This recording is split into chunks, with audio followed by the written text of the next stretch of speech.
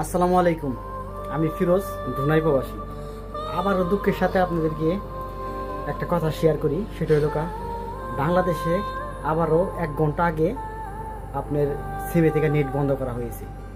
জানি না এখন কতদিন পরে আবার নেট আসবে। গতবার 1 সপ্তাহ পরে নেট চলে আসছিল। তো এখন অবস্থা খুবই খারাপ। যারা আমরা প্রবাসে আছি, জানি না কিভাবে রেমিটেন্স টাকা পাঠাবো। মানে পরিবারের সাথে যদি আমরা যোগাযোগ বিচ্ছিন্ন করে রাখি, আমাদের নেট অফ করে আমরা কেমনে টাকা পাঠাবো আমরা সেটা আসলে বইলা বোঝাতে পারতেছি না। সব কিছু মিলে আসলে অনেকটাই খারাপ লাগতেছে। পরিবারের সাথে আবারও কথা বলতে পারবো না। জানি না বাংলাদেশে কি হাল হয় বা কি হয়, উপর আল্লাহ ভালো জানে। তো সবসময় দোয়া করি আল্লাহ জানি এই বিপদ মুসিবত থেকে যেন আল্লাহ হেফাজত করে, বাংলাদেশকে রক্ষা করে। আল্লাহ জানি সবাইকে হেদায়েত দেয়। সবাই ভালো থাকবেন, সুস্থ থাকেন।